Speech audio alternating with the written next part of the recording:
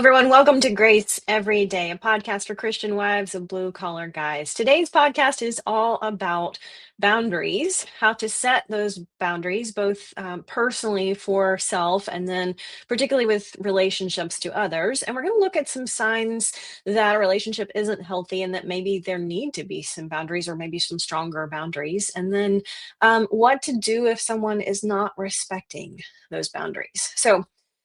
First, just a little bit of background, right? A boundary is essentially the line that defines one area from another. So this could be a real, like fence or a wall, or it can be figurative. We could consider a boundary to be the border between two different areas. Now, personal boundaries are the limits that we set and create and determine for ourselves. These are the limits we set for self with respect to our values, and our values are ultimately what's going to determine those values for ourselves on a personal level. Relational boundaries are limits that we set and determine and create for others. Now, again, both those personal and relational boundaries are determined by values because boundaries are the acceptable limits within which choices are made. Well, here's the key. Self-respect begins with self-responsibility. So I want to give you an example of a personal boundary. Coffee, for example, is one of the things that I really enjoy. Um, and there's nothing wrong with that from my personal boundary. I love coffee, and particularly in the morning or when it's cold or after a run. But I recognize that too much coffee isn't good for me. And so one of the personal boundaries that I have for myself is just a personal recognition or limit or boundary around, hey, a cup or two of coffee is fine, but I'm not drinking a gallon of it all day, every day, right? Because too much caffeine's not good for me, interferes with sleep. Ice cream is another example of something I've set a boundary for myself. I love ice cream. I've never met a flavor of ice cream that I don't really love, right? Um, a little bit of ice cream and indulging from time to time is okay. But I'm not eating ice cream every single day. I've touched on that before, right? So that's just a personal boundary I set for myself based on valuing healthy eating more often than not. Now, a relational boundary is about establishing limits with others related to what you will and will not accept or tolerate in that relationship. When it comes to relationships and behaviors of others, you have to be the one who decides what you will accept and what you will reject. Now, boundaries can be great when we apply them correctly. In fact, every successful relationship has some level of both parties respecting the boundaries of others. So, what boundaries do you have for your relationships with other people? Well, let's look at this in two different ways. A professional boundary, for example, might look different than a personal relationship boundary. So, professionally, one of the things I love to help people. That's just always a privilege is to be able to help and serve others. But professionally, I've decided the boundaries that I will focus my time, effort, and energy in helping people. I can't do everything. I certainly can't do everything well. And so it's better for me to stay focused in the areas where I'm gifted, the areas I can give with excellence, the areas that I can serve well. So, a few years back, someone reached out to me from a city we had lived in several years ago. And this person was just reaching out, hey, I know you do a lot of volunteering and work in the community. And would you love to be involved in this year's food drive for the local food bank? Now, a food drive for the food bank is a great thing, right? But it is not in my area of giftedness or excellence or even passion. And so a professional boundary for me was just to respectfully decline, say thank you for thinking of me, but I'm not going to be able to be really good champion for you in that area. And if I do take on that cause, and I'm not the best person for it, I'm missing out. I'm causing someone else to miss out on being able to step into that opportunity. So I have to just, as Stephen Covey puts it, when you learn to say no, it's because you have a bigger yes. So I think that's really helpful when we think about professional boundaries is saying no to the areas that are outside those professional boundaries where we're not gifted, where we're not excited, where we're not passionate about it because we have a bigger yes. So we put this in context of 2 Corinthians 9:7. Each of you, it says, each of you should give what you have decided in your heart to give, not reluctantly or under some compulsion, for God loves a cheerful giver. And I love that because that's a reminder to say no when something doesn't align with our heartfelt intentions. Because when we are out of alignment, we are going to open the door for resentment. If I'd said yes to the food bank opportunity, um, sure, I could have been helpful in raising some funds or some food for that food drive, but would I at some point open the door to resentment because it's holding me back from the other things that I am passionate about, that I am able to make a difference? So just keeping that in perspective, right? Keeping in perspective the wisdom that God has given us is there. These are timeless principles that always apply. So keeping them in perspective of our time and talent and that stewardship there. So that's just an example of a professional boundary. Let's talk about a personal relationship boundary because I think this is where more of us struggle is those relationships. The closer the relationship is to us, probably the more difficult it is for us to A, be aware of what a healthy relationship boundary looks like, and B, be intentional about applying that and asking someone to respect that. Proverbs 4:23 says, "Above all else, guard your heart, for everything else flows from it."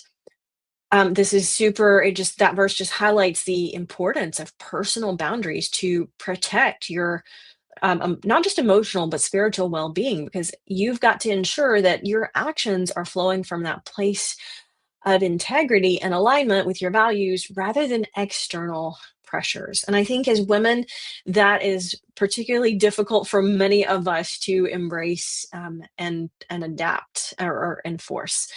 So I wanted to dig into 7 signs that a relationship could be toxic. And a lot of times when I talk about toxic relationships, a lot of people don't understand that just because a relationship is toxic for you doesn't mean that that is necessarily a bad person. It just means that the relationship isn't helping you be the best version of yourself. It's not helping you become the person you want to be. It doesn't necessarily mean that the person is a bad person or a toxic person or narcissistic. It means that the relationship isn't serving you as it currently stands. So just wanted to make sure that we keep that perspective because there are definitely some of these signs that I'm about to share that are indicators that the person themselves could be toxic or negative. But there again, it might just be that the relationship needs to be renegotiated or needs to look differently.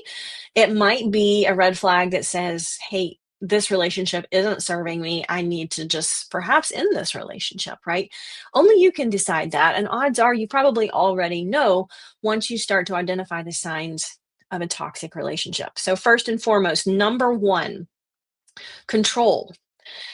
If someone is limiting or controlling your interactions with other people, this could look like controlling access to money, controlling access to your phone, or limiting your job opportunities or social opportunities, right? Maybe discouraging you from ever having time apart to the point that you have to check in frequently if you are apart. This could also look like spying or going behind your back to check up on you, or maybe agreeing to something and then later just passively or even aggressively letting you know, hey, they didn't really want to do it, right? So that's a form of control by manipulating you with their emotions, going along verbally, but then emotionally dragging back as a form of manipulation, right? So anytime they're manipulating your emotions as a way to control, that's a sign of a toxic relationship. Number two, isolation. Monitoring text messages, phone calls, demanding to always know who you're talking to, and then trying to plant seeds of doubt within you about those relationships. Maybe phrases like they don't have your best interest at heart, or they don't really care for you. And this could also look like planting seeds of doubt about you to others. Talking about, well, that person she just overreacts, right? Or she's just taking that out of context, right? Deliberately and subtly isolating you and coming between you and your relationships, family or friendships is a sign of a toxic relationship, isolating you so that they again can manipulate you more effectively. And that brings us to number three, manipulation. This could look like deliberately using emotions to confuse you, making up lies to doubt yourself. If you've ever heard the term gaslighting, that could fall in this category, right? Being passively aggressive.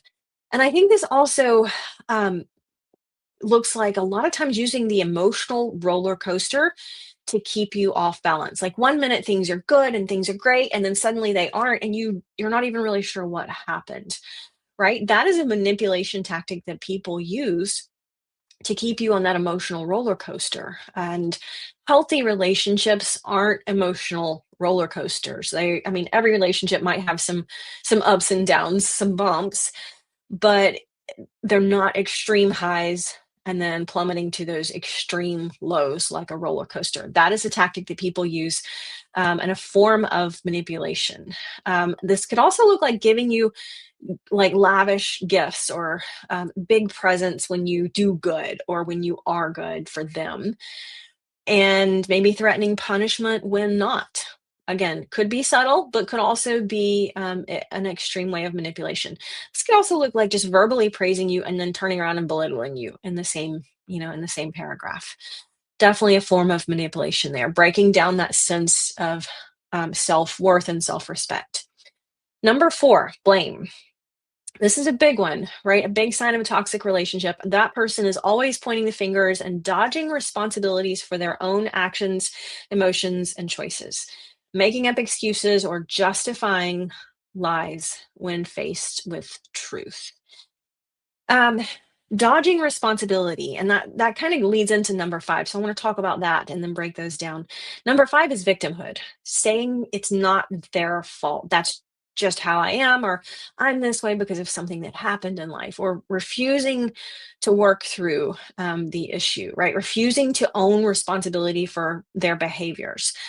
Now, as I talk about all of these, it's interesting that at this point in my journey of healing from the abuse and the trauma and the manipulation that my father used to manipulate me, it's I can see so many of these signs of toxic relationships, right? So many of these red flags that was obviously was a very unhealthy relationship, but not just unhealthy, just toxic. But so many of these manipulation tactics were tactics that he used, and that's why I recognize them today. Is I'm able to look back and go, oh, I see how the manipulation is very effective, right? But again, when we are equipping ourselves and raising our level of awareness relative to how people sometimes subtly or covertly try to manipulate us, we're better equipped to stand guard against it.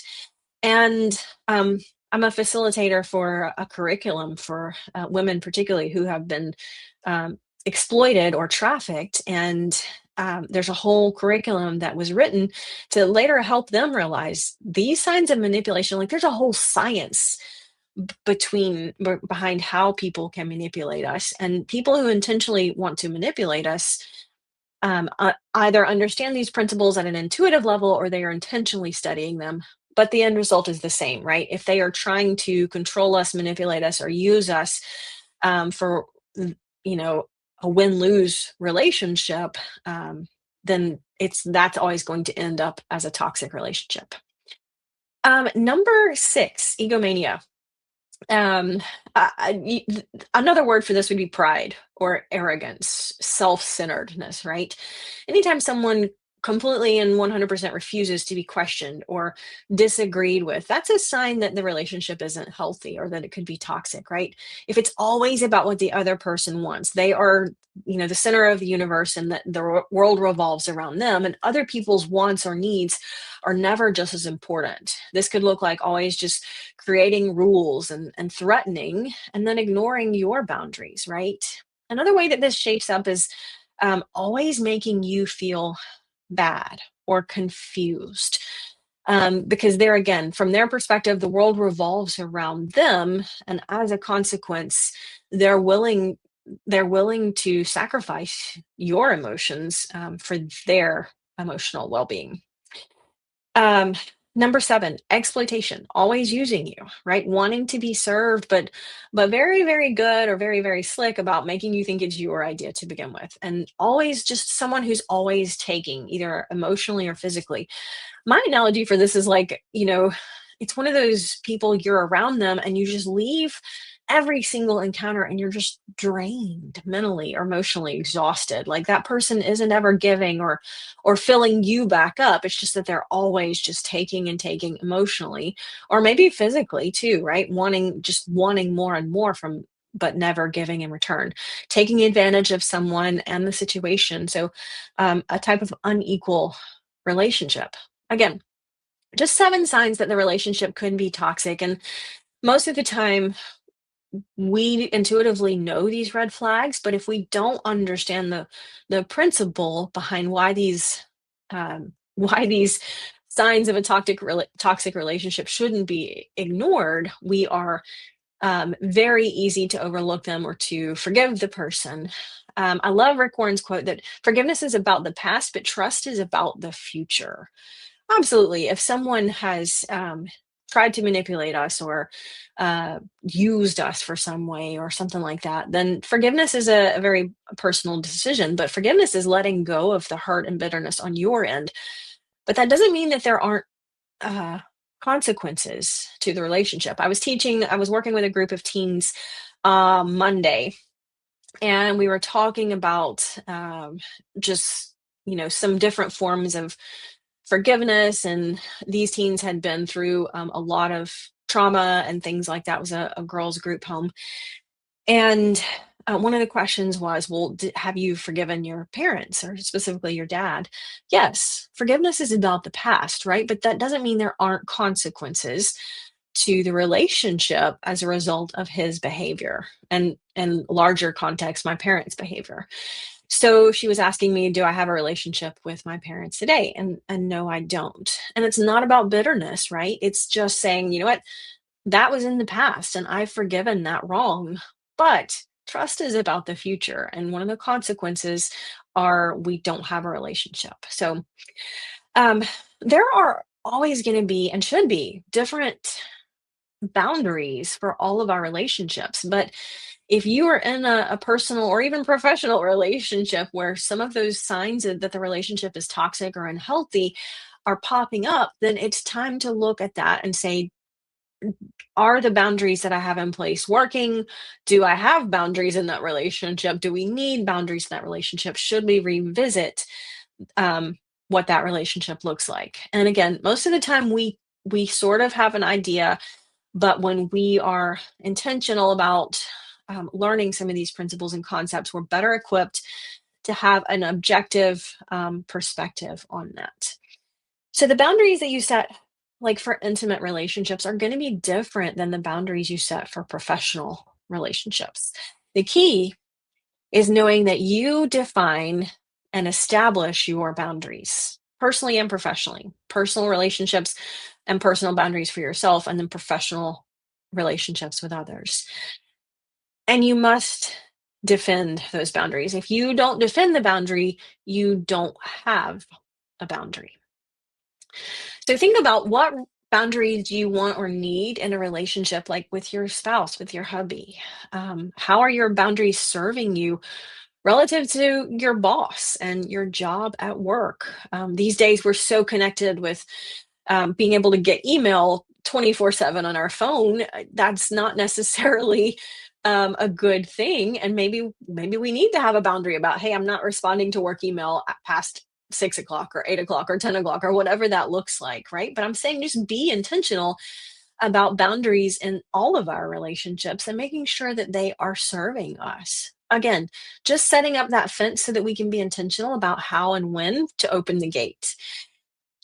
When both parties respect the boundaries of the other person, it's a win-win relationship. Both people benefit. And if not, then it's a win-lose relationship, meaning some person is winning and the other person is losing. So we need to be intentional about setting those boundaries and respecting ourselves enough to defend them and enforce them. And here's the thing, if someone isn't willing to respect your boundaries, then walk away. If we don't value our boundaries, why would anyone else, right? So sometimes that's hard because typically, in especially long term relationships, it's difficult to end that relationship, right? And it can be very emotional. So thinking about ways to set boundaries in the relationships that we have with other people. First and foremost, I mean, be intentional about stating those boundaries clearly and upfront, particularly if you haven't in the past and you recognize that you need boundaries, right? But if you haven't discussed this in that relationship, then you need to be intentional about communicating that, talking about your boundaries clearly and just directly, starting with, hey, this is what I need. Like, I need time after coming home from work to debrief, right? Give me 30 minutes, right? Just be intentional about that. And, hey, it's not about that other person necessarily. It's just, hey, this is something that I need, this space. And it's not about justifying it. Absolutely explain your reasoning why, particularly if this is a new conversation, but you don't have to justify having that need for yourself. And you don't have to debate it. Like, if you're saying, hey, this is something I truly need and it's reasonable in the relationship, then you shouldn't have to defend that. With my friend in the food bank, right? No is a complete sentence. Now, a lot of times I do take time to explain why I'm saying no to an opportunity. Hey, this is a professional boundary, or this is an area where I really can't be most effective. But we don't necessarily have to justify. So just again, stating those boundaries clearly, if you particularly if you haven't before. Number two, this is a big one. I think that a lot of us could use as parents with children, right? Communicating cause and effect, or communicating consequences that the other person would be choosing if they violate the boundary, if they violate the agreement. Because this could look like so many different ways, right? But setting these consequences up clearly on the front end and saying, hey, if we agree on this and you choose not to respect our agreement, then you are at some level choosing the consequences, not me, right? I can enforce them, but you are choosing them because you're choosing not to honor the agreement that we have. So set those consequences, those cause and effect, intentionally, and just apply them. This could look like something as simple as saying, hey, um, I think that it's great for us to have healthy dialogue when we disagree about an issue, but if you raise your voice, um, I'm going to leave the room, right? And if we agree on that up front, and then the other person chooses to raise their voice, they shouldn't be surprised when you leave the room. But again, if you're not going to enforce that, they won't respect that. So this just protects your emotional energy because everyone understands upfront what happens if they choose to cross the fence. I love the analogy here of, if you put an electric fence up around your backyard and you tell your neighbor, hey, I have an electric fence around the yard and we just put in a pool, but please don't climb the fence because it's an electric fence. And your neighbor knows that and they decide to climb it anyway just to see if you really meant it, and then they get shocked. Now, that's not your fault. That's them choosing to climb the fence for whatever reason, right? Maybe they were testing limits. Maybe they didn't believe you. Maybe they just didn't think you mean it. Maybe they just really wanted to go swimming, right? But my point here is they chose the action, And when you choose the action, you choose the consequence. That goes for everything, not just this topic. But number three, limit your emotional investment with someone. Um, it's important to protect our well-being by limiting how invested we are in the relationship until we know it's a win-win relationship. Now, if you're not winning in that relationship, then think about why and what needs to change. Again, it might not mean that the person is a bad person. Maybe they're a terrible person. I don't know, but it doesn't necessarily mean they're a bad person. It may just mean that you each have different values or different opinions about what you want out of the relationship, or maybe you're just going a different direction in life. And there's nothing wrong with that. You still care about the person, but it means you might not spend as much time with them, right? So if it's not a clearly a win-win relationship, then it's time to think about either renegotiating that relationship or possibly just ending the relationship, right?